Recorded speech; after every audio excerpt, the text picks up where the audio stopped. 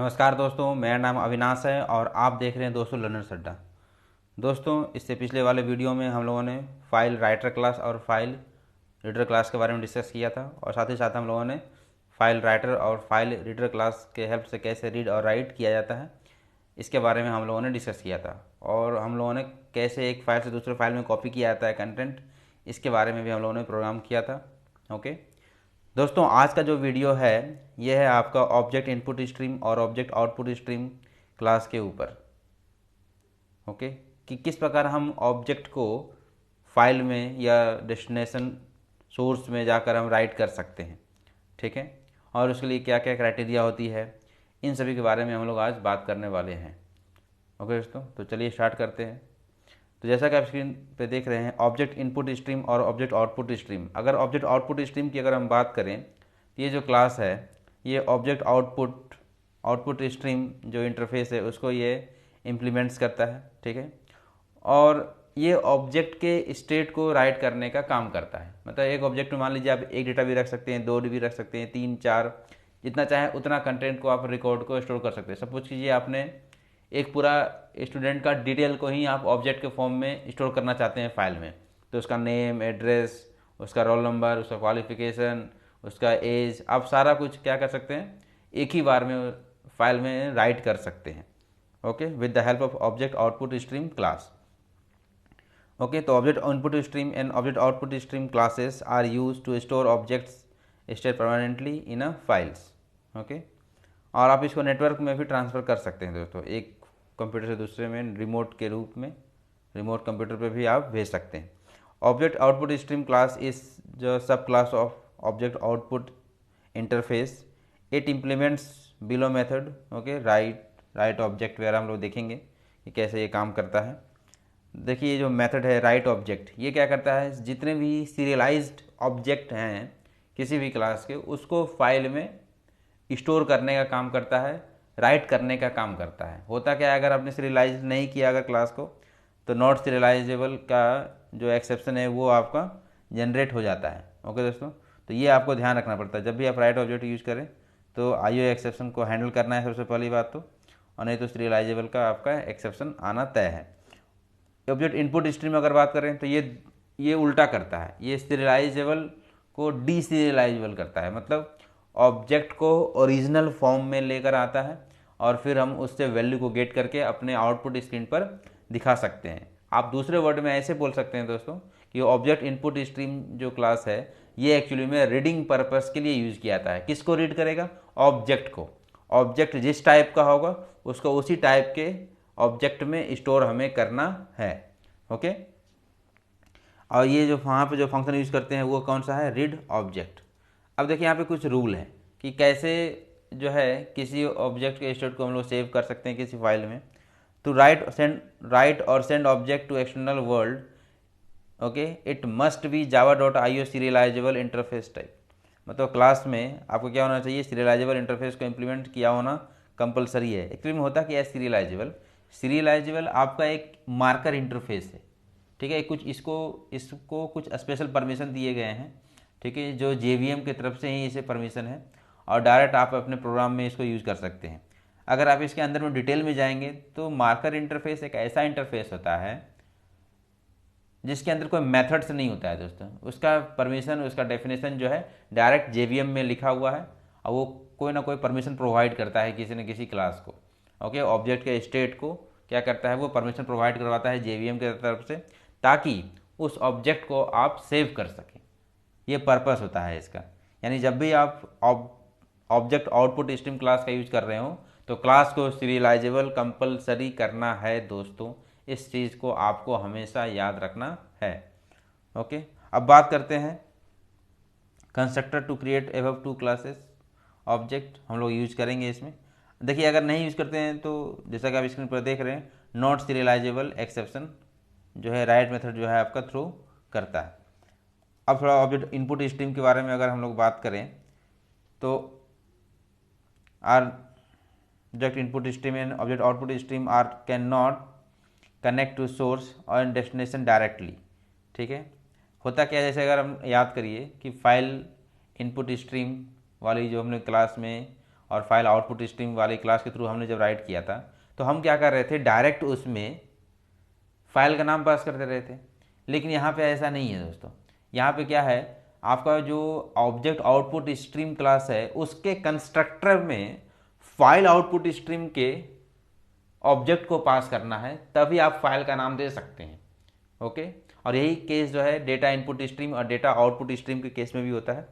ठीक है, तो यहाँ पर डायरेक्ट आप फाइल का नाम नहीं पास कर सकते हैं। मतलब कहने का अर्थ हुआ ये, अगर आप गौर से देखें नीचे जो मैंने यहाँ पे फाइल क्रिएट किया है, यहाँ पर ये देखिए इस लाइन में, इसको मैं सेव करता हूँ, मतलब सेलेक्ट कर रहा हूँ। इसको अगर गौर से आप देखें इस पूरे लाइन को, तो यहाँ पे क्या है कि डायरेक्ट मैंने फाइल का नाम पास नहीं किया है। ऑब्जेक्ट आउटपुट स्ट्रीम वाले क्लास में कंस्ट्रक्टर में डायरेक्ट जो है आप फाइल का नाम पास नहीं कर सकते हैं। तो क्या करना पड़ेगा आपको, आउटपुट स्ट्रीम का रेफरेंस पास करना है। तो आउटपुट स्ट्रीम तो एब्स्ट्रैक्ट क्लास है, तो क्या करना पड़ेगा आपका, जो उसका चाइल्ड क्लास है यानी फाइल आउटपुट स्ट्रीम, उसके अंदर आप फाइल का नाम पास कर सकते हैं। यानी जिस फाइल में आपको राइट करना है, जिस फाइल में आपको राइट करना है, तो उसमें क्या करना है आपको यूज़, आप जो है आप उसे कंस्ट्रक्टर में पास कर सकते हैं। ओके, इसी के बारे में मैं दोस्तों यहाँ पर ऊपर में बात कर रहा हूँ कि ऑब्जेक्ट इनपुट स्ट्रीम, अब सेम आपका case object input stream class के साथ भी होगा। ठीक है, constructor take other input and output stream class object. ठीक है, जैसे ऑब्जेक्ट इनपुट स्ट्रीम, तो इसमें भी इनपुट स्ट्रीम पास करना है और आउटपुट स्ट्रीम का ऑब्जेक्ट पास करना है आपको, जैसा कि मैंने आपने अभी दिखाया आपको कि फाइल आउटपुट स्ट्रीम का मैंने ऑब्जेक्ट पास किया था। अब दोस्तों यहाँ पर क्या कर रहा हूँ, देखिए मैंने एक स्टूडेंट का रिकॉर्ड को सेव करने की कोशिश किया है। गौर से देखिए, स्टूडेंट रिकॉर्ड क्लास को मैंने सीरियलाइजेबल कर रखा है ताकि मैं इसके ऑब्जेक्ट को, स्टेट को सेव कर सकूँ। ओके, नेम, एड्रेस और रोल नंबर मैं सेव करना चाहता हूँ। गेट डेटा मैंने एक फंक्शन बनाया और उसके अंदर तीनों को इनिशियलाइज करने की कोशिश किया है, जो भी हमारा इंस्टेंस वेरिएबल है। फिर मैंने एक डिस्प्ले मेथड लिया, सॉरी डिस्प्ले डेटा मेथड, और उसके अंदर मैंने क्या कर रहा हूँ दोस्तों, उसके अंदर मैंने नेम, एड्रेस और रोल नंबर को डिस्प्ले कराया है एक ही लाइन में। ओके, उसके बाद फिर मेन मेथड बनाया, और मेन मेथड बनाने के बाद सबसे पहले तो स्टूडेंट रिकॉर्ड का ऑब्जेक्ट बनाया और गेट डेटा को कॉल करके सबसे पहले जितने भी इंस्टेंस वेरिएबल थे उन सभी को मैंने इनिशियलाइज किया। ओके, जैसे कि आप देख रहे हैं स्क्रीन पर, सागर कुमार दिल्ली और 1 2 3, ये हमारा क्या है, रिकॉर्ड है। अब क्या होगा, अब देखिए मैंने क्या किया, यहाँ पे मैंने डेटा तो इनिशियलाइज हो गया, ठीक है, वैल्यू आ भी चुका है। लेकिन अब मुझे क्या करना है, इस एसआर के अंदर, यानी जो एसआर ऑब्जेक्ट है स्टूडेंट रिकॉर्ड का, उसके अंदर क्या है, सागर यानी नेम, एड्रेस और रोल नंबर आपका तीनों स्टोर हो चुका है। अब मैं क्या कर रहा हूँ, देखिए ट्राई कैच लगाकर, यानी एक्सेप्शन हैंडलिंग करके ऑब्जेक्ट आउटपुट स्ट्रीम का ऑब्जेक्ट बनाया और फिर राइट ऑब्जेक्ट करके जो एसआर जो हमने ऑब्जेक्ट बनाया था, जैसा कि आप स्क्रीन पर देख रहे हैं यहाँ पर, ये जो हमने एसआर जो ऑब्जेक्ट बनाया। ओके, तो यहाँ पे क्या हुआ, इस लाइन की वजह से क्या हुआ, सारा वैल्यू इनिशियलाइज हो गया। और देखिए एसआर के अंदर ही ये तीनों डाटा है, तो मैंने क्या किया, एसआर को यहाँ पर राइट कर दिया। और अब गौर से देखें ऑब्जेक्ट आउटपुट स्ट्रीम को, तो मैंने क्या कर दिया, यहाँ पर तीनों को राइट कर दिया, लास्ट में क्या कर दिया, फिर क्लोज कर दिया और रिटर्न सक्सेसफुली का मैसेज दे दिया। ओके दोस्तों, और फिर यहाँ पर ट्राई कैच को क्लोज करके लास्ट में क्लास भी आपका क्लोज कर दिया है। ओके, तो होता क्या है, देखिए जब आप ऑब्जेक्ट को सेव करते हैं तो यहाँ पे बेनिफिट क्या है आपका, एक बेनिफिट तो ये है कि आप मल्टीपल डाटा को सेव कर सकते हैं एक ही बार में। ठीक है, name, address, contact number, address, qualification, gender वगैरह सारा सेव कर सकते हैं एक ही बार में, क्योंकि ऑब्जेक्ट में सारे वैल्यू एसोसिएट है और आपने डायरेक्ट क्या किया, ऑब्जेक्ट को इंस्टॉल कर दिया। ऐसे समझिए कि जैसे मान लीजिए आपको किसी को राज्य को जीतना है, सीधे राजा को आपने कब्जे में ले लिया, हो गया राज्य पूरा कब्जा में। मतलब आपने डायरेक्ट ऑब्जेक्ट को ही अगर राइट कर दिया तो उसके अंदर सारे वैल्यू उसी के अंदर थे, एसोसिएट थे। यानी राजा को ही अगर आपने कैप्चर कर लिया तो ऑटोमेटिक उसके संतरी मंत्री जो भी थे, सेनापति वगैरह सब आपके कंट्रोल में। अब बात यहाँ पे भी वही हो रही है, बात यहाँ पर भी वही हो रही है कि हमने क्या कर लिया, डायरेक्ट ऑब्जेक्ट को ही राइट कर दिया, तो उससे जुड़े हुए चाहे उसका नेम हो, चाहे एड्रेस हो, चाहे रोल नंबर हो, वो भी ऑटोमेटिकली क्या हो जाएगा, ऑब्जेक्ट के साथ एसोसिएट है तो वो भी स्टोर हो जाएगा। ओके, और दूसरे वाले क्लास में यानी दूसरे वाले प्रोग्राम में मैं क्या कर रहा हूँ दोस्तों, यहीं पे मैं रीड करने की कोशिश कर रहा हूँ। अगर आप गौर से देखें तो मैं क्या कर रहा हूँ, यहाँ पर रीड करने की कोशिश कर रहा हूँ। ठीक है, मैंने क्या किया, एक क्लास ले लिया स्टूडेंट रिकॉर्ड रीडिंग और उस वाले में मेन मेथड बनाया। और दोस्तों मेन मेथड बनाने के बाद मैंने क्या किया, स्टूडेंट रिकॉर्ड का रेफरेंस वेरिएबल क्रिएट किया और देखिए ऑब्जेक्ट इनपुट स्ट्रीम का ऑब्जेक्ट क्रिएट किया है। अगर गौर से देखें तो डायरेक्ट वैल्यू नहीं पास किया गया है। ओके, यहाँ पे भी अगर गौर से आप देखें तो यहाँ पे पहले न्यू फाइल इनपुट स्ट्रीम, और उसके अंदर हमने फाइल का नाम पास कर दिया, जिस फाइल में हमने राइट किया था उसी का नाम हमने पास कर दिया stu.txt। और फिर अब देखिए, अब ये ऑब्जेक्ट को रीड करेगा। रीड ऑब्जेक्ट क्या कर रहा है, किसी क्लास के ऑब्जेक्ट को रीड करेगा। तो जिस क्लास का ऑब्जेक्ट है उसको उसी क्लास के रेफरेंस वेरिएबल में मैंने क्या कर लिया, देखिए टाइप कास्ट कर दिया। जिस क्लास का ऑब्जेक्ट वो रिटर्न करेगा उसको उसी टाइप के क्लास के साथ मैंने क्या कर दिया, टाइप कास्ट कर दिया। अब एसआर के अंदर हमारा क्या है, सारा वैल्यू आ चुका है, रीड कर चुका है। और डिस्प्ले डेटा जो था उसके अंदर मेथड, उसको मैंने कॉल कर लिया। ओके, तो नोट ऑटोमेटिक उसके सारे नेम, एड्रेस और आपके कॉन्टैक्ट नंबर वगैरह, सॉरी नेम, एड्रेस और रोल नंबर था, तो ये तीनों आपका डिस्प्ले हो जाएगा स्क्रीन पर। ओके दोस्तों, अब यहाँ पे जो बात होती है, देखिए आउटपुट भी आ रहा है, सागर कुमार दिल्ली, रोल नंबर 1 2 3। यहाँ देखिए जो बात आती है सीरियलाइजेबल क्या होता है, डी सीरियलाइजेशन क्या है, आइए थोड़ा इसके बारे में भी हम लोग डिटेल में जानते हैं। ठीक है, serialisation and D serialisation. Serialisation का मतलब जो है is the process of converting object into stream of bytes, यानी जो ऑब्जेक्ट है उसको स्ट्रीम ऑफ बाइट्स में कन्वर्ट करने का काम आपका सीरियलाइजेबल इंटरफेस करता है। ठीक है, and sending them to underlying output stream. Using serialization we can store object state permanently.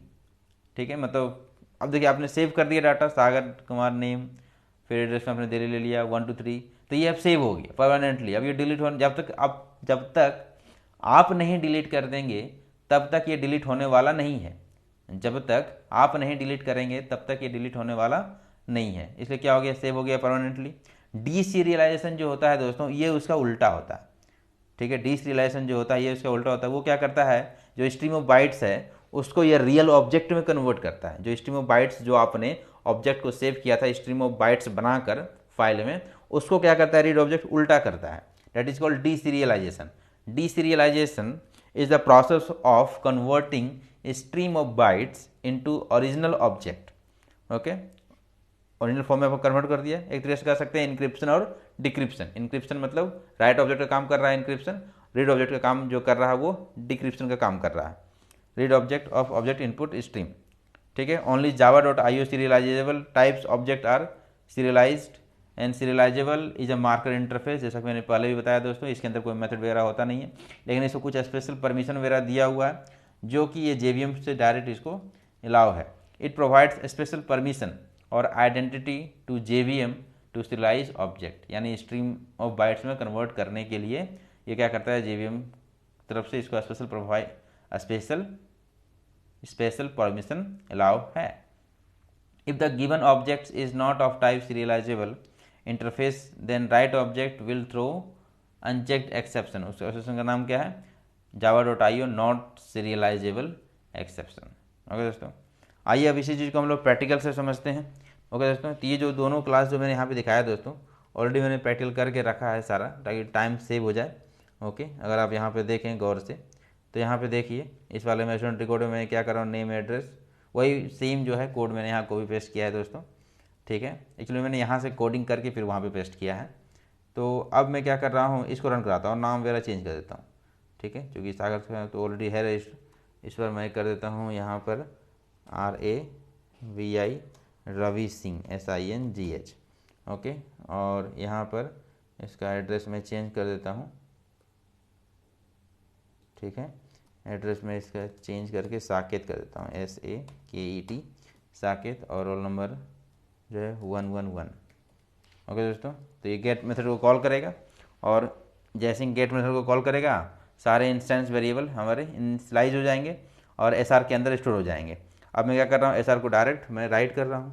Okay दोस्तों, तो यहाँ पर अभी देखिए मैंने सीरियलाइजेबल कर रखा है और इसको रन कराता हूँ।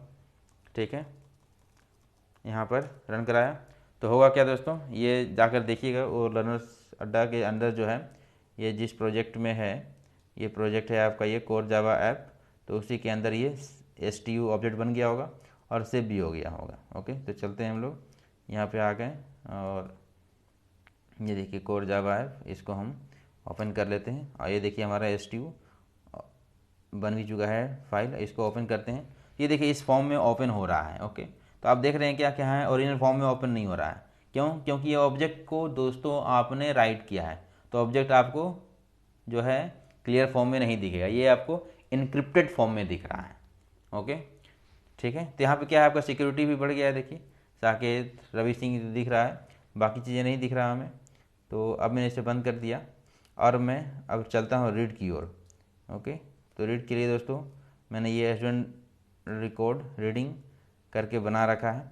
ठीक है, इसमें क्या किया, जस्ट उस क्लास का ऑब्जेक्ट बनाया और रीड करके मैंने उसके ऑब्जेक्ट को एसआर में स्टोर कर लिया और फिर एसआर से डिस्प्ले डेटा जो हमने बनाया था उसी को कॉल कर रहा हूँ दोस्तों, और ये हमारा क्या है, प्रॉपर आउटपुट देगा। तो मैंने इसको राइट क्लिक करके इस पर और इसको रन कराते हैं। तो हमारा जो वैल्यू है ये देखिए आ रहा, नेम रवि सिंह, एड्रेस आपका साकेत और रोल नंबर 111। ओके दोस्तों, तो इसमें हमने देखिए दोस्तों डायरेक्ट तो वैल्यू स्टोर किया नहीं था। ओके, तो पहले हमने वैल्यू को रीड किया और फिर एसआर के थ्रू डिस्प्ले करा रहे हैं। ओके दोस्तों, तो इस प्रकार हमने क्या कर लिया, ऑब्जेक्ट को राइट भी कर दिया और साथ ही साथ क्या कर दिया, ऑब्जेक्ट से फिर रीड भी कर लिया। हाँ, अब देखिए अगर गलती क्या होगी, अब मान लीजिए अपने सीरियलाइजेबल नहीं किया तो देखते हैं क्या होता है। ओके दोस्तों, तो अभी हमने सीरियलाइजेबल को मैं हटा देता हूँ।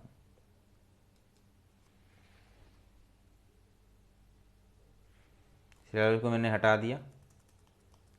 ठीक है, कंट्रोल एस और वैल्यू में चेंज करता हूँ। यहाँ पर मैं GANESH गणेश सिंह SINGH और इसका एड्रेस कर देता हूँ DHANNBAD धनबाद और 222 कंट्रोल एस। ठीक है, और मैं इसको राइट क्लिक यहाँ पे करके और इसको रन कराता हूँ। ठीक है, तो यहाँ पे देखिए एक एक्सेप्शन आ रहा है, गौर से देखिए, क्योंकि आप जिस ऑब्जेक्ट को सेव करना चाहते हैं उसको फाइल में, तो सबसे पहले वो स्ट्रीम में कन्वर्ट होगा तभी तो राइट करेंगे आप, समझ रहे हैं। तो आपने क्या करें, सीरियलाइजेबल तो है नहीं आपका ऑब्जेक्ट, यानी स्ट्रीम में कन्वर्ट हुआ नहीं, तो यहाँ पे एक एक्सेप्शन ये थ्रो करता है। ये एक्सेप्शन कौन सा मेथड थ्रो कर रहा है आपका, ये थ्रो कर रहा है आपका राइट ऑब्जेक्ट जो आपने यहाँ पर कॉल किया है। अगर आप गौर से देखें, इसको थोड़ा सा मिनिमाइज कर लिया जाए गौर से, तो यहाँ देखिए ये जो राइट ऑब्जेक्ट है यही थ्रो कर रहा है आपका क्या, java.io not serialisable exception file handling student record, यानी आपका यहाँ पर ये सीरियलाइजेबल नहीं है, इसलिए यहाँ पे क्या आ रही है, एरर आ रही है। ओके, तो आप यहाँ पे क्या कर लीजिए, इम्प्लीमेंट्स कर लीजिए उसको। ओके, तो मैंने यहाँ पर क्या कर लिया, implements IMPLE implements serialisable SERI। Okay, हमने सीरियलाइजेबल कर लिया। ओके दोस्तों, और करने के बाद अब जो है वापस रन कराइए। ठीक है, हमने रन करा लिया, तो राइट हो गया। अब वापस यहाँ आ जाइए, पहले देखिए रवि सिंह आ रहा था, अब रीड करिएगा तो आपको गणेश सिंह आ रहा है। ओके दोस्तों, इस प्रकार हमने वापस फिर से राइट कर लिया और रीड कर लिया। ओके दोस्तों, तो ये था हमारा ऑब्जेक्ट इनपुट स्ट्रीम क्लास और ऑब्जेक्ट आउटपुट स्ट्रीम क्लास, जिसका पर्पस था ऑब्जेक्ट को कैसे हम लोग फाइल में सेव करेंगे और फिर ऑब्जेक्ट को ही कैसे रीड करेंगे। इस पर्पस के लिए इस क्लास को जो है सन माइक्रो सिस्टम ने बनाया है। तो जब भी दोस्तों ऑब्जेक्ट को अगर आपको रीड या राइट करना हो तो हमेशा आप ऑब्जेक्ट इनपुट स्ट्रीम और ऑब्जेक्ट आउटपुट स्ट्रीम क्लास का हेल्प लें। ओके दोस्तों, तो वीडियो को देखने के लिए दोस्तों आपका बहुत बहुत धन्यवाद। Thank you.